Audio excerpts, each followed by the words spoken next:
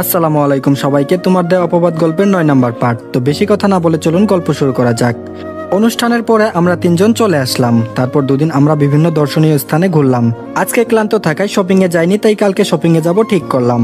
পরের দিন এলরিনের কাছ থেকে জানতে পারলাম কভেন্ট গার্ডেন নামে যে শপিং মলটা আছে ওখানে ভালো ভালো সবকিছু পাওয়া যাবে। তাই আমরা রেডি হয়ে রওনা হলাম মার্কেটের উদ্দেশ্যে।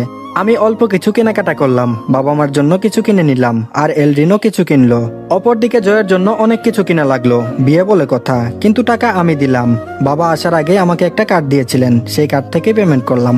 সকালে শপিং এ গিয়েছিলাম, আর শপিং মলের মাঝে লাঞ্চটা মার্কেটের মধ্যে একটা রেস্টুরেন্টেই করলাম। এদিকে শপিং করে বাসায় আসতে আসতে রাত হয়ে গেল। রাতের খাবার খেয়ে নিলাম। পরের দিন আমরা চলে আসবো, তাই এলরিনকে বিদায় দিয়ে দিলাম। আর প্লেন এসে বাংলাদেশে ল্যান্ড করলো রাত 11টায়। আমি আর জয় আমাদের জিনিসপত্র নিয়ে গাড়িতে বসলাম। ড্রাইভার আমাদের নিতে এসেছিল। জয় গেল তাদের বাড়িতে, আর আমি আমাদের বাড়ি চলে আসলাম। আমি বাসায় গিয়ে দেখলাম মা বাবা বসে আছেন, আর আমার ছোট বোন আগেই ঘুমিয়ে গেছে। তাই ওনাদের জন্য আনা জিনিসপত্র আমি দিয়ে দিলাম। পরের দিন সকালে ছোট বোন বলল, ভাইয়া আমার জন্য চকলেট কই? আমি মজা করে বললাম আনি নাই। মাহি বলল, যাও তোমার সাথে কথা নাই। আমি বললাম, ওরে আমার মিষ্টি বোনটা রাগ করেছে। মাহি বলল, তোমার সাথে কথা বলবো না। তখন আমি ওর জন্য আনা চকলেট আর ড্রেস ওকে দিলাম। তখনই পাগলিটা আমার গলা জড়িয়ে ধরলো। মাহি বলল, আমি তোমাকে এতগুলো ভালোবাসি। আমি চুপ করে দাঁড়িয়ে রইলাম। এভাবে ভালো মতোই দিন কাটতেছিল। কিছুদিন স্কিপ করা যাক। আজ জয়ের বিয়ে, আমাকে যেতে হবে ওর সাথে। জয়দের বাড়িতে ভালো মতো সাজানো হয়েছে, বড় লোক বলে কথা। বাসার সামনে অনুষ্ঠানের জন্য স্টেজ সাজানো হয়েছে। নীলাকে ইনভাইট করেছিল, কিন্তু ও হানিমুনে গেছে, তাই আসতে পারেনি। আমি আর জয় ওর বিএমডব্লিউতে, আর পিছনে অন্যগুলোতে জয়ের কিছু ফ্রেন্ড আর আত্মীয় স্বজন। প্রায় 2 ঘন্টা জার্নি করার পর আমরা মারিয়াদের বাসায় আসলাম। ওদের বাড়ি ভালো মতো সাজানো। জয় সহ আমরা গাড়ি থেকে নামলাম। বরপক্ষের জন্য গেট ধরা হলো। আমি আর জয় সামনে। কনেপক্ষের কয়েকজন বলল, গেট ছাড়তে হলে 10,000 টাকা লাগবে, না হলে গেট ছাড়বো না। আমরা 15,000 টাকা দিয়ে দিলাম। তারা তো অনেক খুশি, আর গেটটা ছেড়ে দিল। আমরা গিয়ে সঠিক জায়গায় বসে পড়লাম। এর মধ্যে অনেকে আসলো বরকে দেখতে। কিছুক্ষণ পরে খেয়াল করলাম কয়েকজন মেয়ে আসতেছে। ওদের মধ্যে একজনকে দেখে আমি অবাকের চরম পর্যায়ে। সে আর কেউ নয়, সে জান্নাত। তখন আমি ভাবতে থাকলাম, জান্নাত যদি আসে তাহলে কি তার বাবা মা আছে কিনা। জান্নাত আমার মামাতো বোন, তবে আপন না। জান্নাতের আব্বু আমার মায়ের চাচাতো ভাই। আর জান্নাত সহ মারিয়ার বান্ধবীরা যখন আমাদের এখানে আসলো, তখন জান্নাত আমাকে দেখে অবাক হয়ে কিছু বলেনি।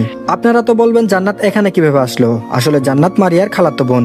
জান্নাত একা এসেছে, কিন্তু তার বাবা মা আসেনি। এজন্য আমি বলেছিলাম মারিয়াকে আগে কোথাও দেখেছি। আরো একটি কথা হলো, জান্নাত 1 সপ্তাহ আগে ও মারিয়ার বান্ধবীরা 1 দিন আগে এসেছে, তাই ওদের সাথে পরিচিত হয়ে গিয়েছে। এখন গল্পে ফিরি। জয় তার জায়গায় বসে আছে, আর সাথে আমিও তার বন্ধুরা। ওরা এসে আমাদের সাথে গল্প শুরু করলো। একে একে পরিচিত হলাম। তবে জান্নাতকে দেখলাম অনেকটা চুপ করে আছে, আবার আগের থেকে অনেকটা শুকিয়ে গেছে। দেখতে দেখতে বিয়েটা হয়ে গেল।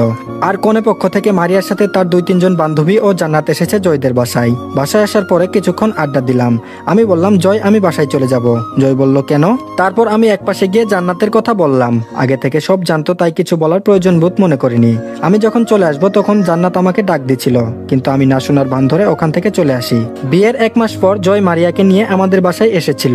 আজকে জয় আর মারিয়া ঘুরতে গেছে জান্নাতদের বাসায়। জয় আগে থেকে সব জানতো, কিন্তু কিছু বলেনি। একান্ত একটা নিরিবিলি জায়গা, যেখানে মারিয়া আর জান্নাত। জান্নাত বলল, মারিয়া এই চিঠিটা রাখ, আজ থেকে 1 সপ্তাহ পরে এটা তুই আবিরকে দিবি। এটা আগে দিবি না, কথা দে তুই এটা খুলেও দেখবি না।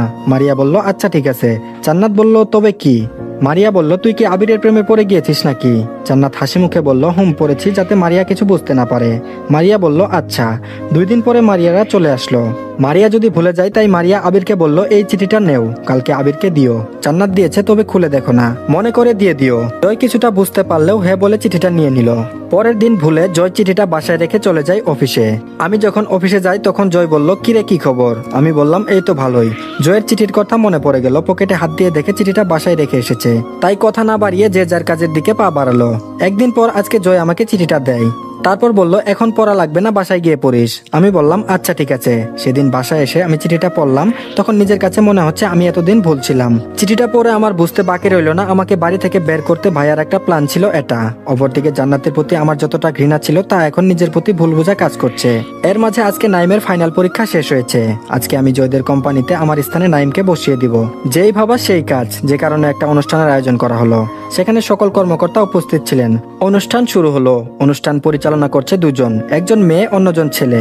তারপর মেয়েটা বলল, আপনারা জানেন এই কোম্পানিতে একজন নতুন ম্যানেজার নিয়োগ করা হবে আর আগের ম্যানেজার চাকরি ছেড়ে দিবেন। ছেলেটা বলল, এই কারণে প্রধান অতিথি মানে জয় অনুষ্ঠান আয়োজন করেছেন। মেয়েটা বলল, আমি আমাদের প্রধান অতিথিকে মঞ্চে আসার জন্য অনুরোধ করছি। এরপর জয় মঞ্চে যায় আর সকলে হাতে করতালি দেয়। জয় বলল, আপনারা জানেন আবির বা আব্দুল্লাহ এখান থেকে চাকরি ছেড়ে দেবে। এর পিছনে অবশ্য একটা কারণ বিদ্যমান, কেননা সে এখানে চাকরি ছেড়ে তার নিজের প্রতিষ্ঠানে সিও হবে আর আপনাদের মাঝে আসবে একজন নতুন ম্যানেজার। আমি নাইম বা আপনাদের নতুন ম্যানেজারকে মঞ্চে আসার জন্য অনুরোধ জানাচ্ছি। আর হ্যাঁ, সে আপনাদের থেকে ছোট হলেও তাকে আমরা ঠিকভাবেই সিলেক্ট করেছি, এতে আপনাদের কোনো সমস্যা হবে বলে মনে হয় না। এরপর নাইম মঞ্চে উঠে মাইক্রোফোন হাতে নিয়ে বলে, আশা করি আপনারা ভালো আছেন, আমিও ভালো আছি। আমি এখানে কাজ করার সুযোগ পেয়ে নিজেকে ভাগ্যবান মনে করছি। আর হ্যাঁ, আমি আপনাদের সবার থেকে বয়সে ছোট, তবু আমাকে এখানে নেওয়া হয়েছে। আশা করি আপনারা আমাকে কাজে সাহায্য করবেন। আমি আমার সর্বত্র দিয়ে কোম্পানির সুনাম আগলে রাখার চেষ্টা করব। আপনারাও আপনাদের দায়িত্বে পিছু পা হাঁটবেন না। এই বলে নাইম তার বক্তব্য শেষ করলো। এবার উপস্থাপক ছেলেটা বলল, এবার আপনাদের মাঝে বিদায়ী বক্তব্য দিবেন আমাদের ম্যানেজার বা আবির। আমি তাকে মঞ্চে আসার জন্য অনুরোধ করছি। তখন ধীর পায়ে আমি মঞ্চের দিকে এগিয়ে যেতে লাগলাম। আমি যাওয়ার সময় সবাই আমাকে করতালি দিয়ে স্বাগতম জানালো। তারপর আমি বললাম, আপনাদের সকলকে আমার পক্ষ থেকে জানাই শুভেচ্ছা ও অভিনন্দন। আশা করি সকলে ভালো আছেন। আমিও আপনাদের দোয়ায় অনেক ভালো আছি। আমার বিদায়টা চিরবিদায় নয়, আমি মাঝে মধ্যে আসবো। আপনারা আমাকে যেমনটা সাহায্য করেছেন, আশা করি নাইমকেও সেভাবে সাহায্য করবেন। আপনারা তাকে আমার মতোই ভাববেন। আমি যেমনটা আপনাদের সাথে থেকে কাজ করেছি, আপনারা তার সাথে সেভাবে কাজ করবেন। সে আপনাদের আমার মতোই সাপোর্ট করবে। আমাদের কাছে পড়ালেখার মূল্যটা খুব বেশি নয়। আমার মূল্য দেই তার আচার আচরণ, তার ব্যবহার বিধি। সে যদিও খুব বেশি অভিজ্ঞ না, তবুও তাকে নেওয়া হয়েছে। আর হ্যাঁ, আমরা চাইলেই ভালো অভিজ্ঞ একজন নিতে পারি, তবে সে ভালো হবে নাকি খারাপ হবে তার কোনো গ্যারান্টি নেই। নাইমের সাথে পূর্ব পরিচিতির জন্য তাকে এই পদটা দিয়েছি, যে কিনা আপনাদের জন্য হয়ে কাজ করতে পারবে। আমি আমার বক্তব্য আর বড় করতে চাই না। আশা করি আমার বক্তব্যটা বুঝতে পেরেছেন। বিদায়। তখন দেখলাম সকলে চুপ হয়ে আছে। প্রথম যখন নাইমকে দেখেছিল হয়তো অনেকের মানতে পারেনি, আর এখন আমার কথা শুনে সকলে চুপ করে আছে। এরপর শুরু হয় নৃত্য অনুষ্ঠান। দিন শেষে আমি আমার বাড়িতে এসে পড়েছি। বাবা বলছেন কালকে আমাকে ওনার অফিসে সবার সাথে পরিচয় করিয়ে দিবেন এবং কালকে কয়েকজন নতুন করে চাকরি নেবেন আর তাদের দায়িত্ব আমাকে দিয়েছেন। পরের দিন রাত্রে খেতে বসে বাবা আমাকে বললেন, কালকে আমাদের অফিসে নতুন লোক নেওয়া হবে, আমি চাচ্ছি তুমি ইন্টারভিউ নাও আর তোমাকে কালকেই সবার সাথে পরিচয় করিয়ে দিব। আমি বললাম, ওকে বাবা, আমি নিব। তুমি আমার জন্য ইন্টারভিউয়ের ব্যবস্থা করে দাও, বাকিটুকু আমি বুঝে নিব। বাবা বলল, আচ্ছা তুমি যা বলবে তাই। তারপর আমি বললাম, তবে হ্যাঁ বাবা, কালকে তুমি আমাকে পরিচয় করিয়ে দিবে না, যা কিছু করার আমি করে নিব। বাবা বলল, আচ্ছা ঠিক আছে। তারপর বাবা অফিসের কেরানিকে বলল একটা ফাইল তৈরি করতে। তিনি পরিচয় দেননি। পরের দিন বাবা তার গাড়িতে করে চলে গেলেন। এদিকে আমি একটা রিক্সা নিয়ে রওনা দিলাম আমাদের কোম্পানির উদ্দেশ্যে। আর যাওয়ার সময় আমার প্রয়োজনীয় কিছু কাগজপত্র নিয়ে নিলাম। ওখানে যাওয়ার পর পিয়ন বললেন, আপনি মনে হয় চাকরির জন্য এসেছেন। আমি বললাম হুম। পিয়ন বলল, ওয়েটিং রুমে বসে থাকেন, আরো 30 মিনিট পর শুরু হবে। আমি বললাম আচ্ছা। আমি ওয়েটিং রুমের দিকে পা বাড়ালাম। ওখানে গিয়ে দেখি আমার মতো আরো 30-40 জন বসে আছে, যেখানে মাত্র 15 জন লোক নেওয়া হবে, যার মধ্যে 5 জন কম্পিউটার সাইটে, অন্য 10 জন সাধারণ কর্মকর্তা। আমি কাজের জন্য এসেছি সাধারণ কর্মচারীদের সাথে। একত্রে কথা বলছে একে অপরের সাথে, কেউ বা ভালো দিক, আবার কেউ বা মন্দ দিক। আমি আমার মতো করে মোট 15 জনকে সিলেক্ট করলাম, যা আপনাদের পরে বলবো। 30 মিনিট পর পিয়ন বলল, আপনারা 3 জন ভিতরে যান। এরপরে 3 জন করে ভিতরে যেতে থাকলো, আর বেরোনোর সময় পিয়ন বললেন বাইরে অপেক্ষা করতে, যারটা ভালো হবে তাদের রাখবে। সবাই যাওয়ার পরে শেষে আমি সহ মোট 3 জন প্রবেশ করলাম। ভিতরে গিয়ে দেখি 2 জন ইন্টারভিউ নিতেছে। আমাদের সিটে গিয়ে বসতে বললে আমি সিটে গিয়ে বসে পড়ি। তারা 2 জন আমাদের অনেক প্রশ্ন ধরলো। আমি আর আরেকজন পারলাম, কিন্তু 3য় জন ঠিক মতো উত্তর দিতে পারলো না। সব প্রশ্ন শেষে প্রথম জন বলল, আপনারা এখানে চাকরি করতে চান, যে কারণে ইন্টারভিউ দিয়েছেন এবং উত্তর ভালো মতো দিয়েছেন, কিন্তু দ্বিতীয় জন বলল, কিন্তু হচ্ছে আপনারা এদেশের সবচেয়ে ভালো বা প্রথম স্থানে থাকা কোম্পানিতে চাকরি করতে এসেছেন, এজন্য কিছু তো দিতে হবে। আমি বললাম, কত দিতে হবে? প্রশ্নকর্তা বলল, এই ধরেন 10 লাখ। তৃতীয় জন বলল, আমি দিতে পারবো, তাহলে কি আমার চাকরি হবে? প্রশ্নকর্তা বলল, হয়ে যাবে। দ্বিতীয় জন বলল, আমি কিভাবে দিব? বাবা মা গরিব, দিন এনে দিন খাই, এত টাকা কিভাবে দিব? আমার ছোট একটা বোনও আছে, আমার তাহলে মনে হয় চাকরিটা হবে না। কিন্তু সেই দ্বিতীয় জন ভালোভাবেই প্রশ্নের উত্তরগুলো সব দিয়েছিল।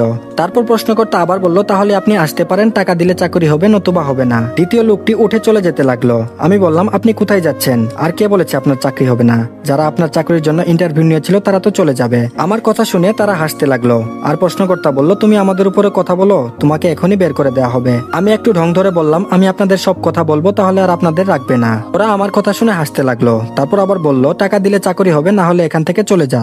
আমি আর রাগ কন্ট্রোল না করতে পেরে তাদেরকে থাপ্পড় দিয়ে দিলাম। এর আগেই আমি আমার ফোনে বাবাকে মেসেজ দিয়েছিলাম এখানে আসতে। তারা সিকিউরিটি ডেকে আমাকে বের করে দিবে, তখন বাবা ভিতরে প্রবেশ করলো। বাবা বলল কি হয়েছে এখানে। তারপর প্রশ্নকর্তা বলল, দেখুন স্যার, আমরা ভালো মতো পরীক্ষা নিয়ে চাকরি তো দিতে চেয়েছিলাম, কিন্তু সে কোনো প্রশ্নেরই উত্তর দিতে পারছিল না। আরো টাকা দিয়ে চাকরি দিতে বলেছিল আমাদের, আমরা না করায় আমাদের দুজনকেই থাপ্পড় মারে। ওদের দুজনের কথা শুনে বাবা হেসে দিলেন আর ঘটে যাওয়া ভিডিওটা দেখালেন। আমি এখানে আসার আগেই বুদ্ধি করে একটা ক্যামেরা লাগিয়ে রেখেছিলাম যাতে সবকিছু রেকর্ড হয়। তারপর বাবা বললেন, যার কোম্পানি তাকেই চাকরি থেকে বের করে দিবে। বাবার কথা শুনে ওরা দুজন ঘাবড়ে গেল।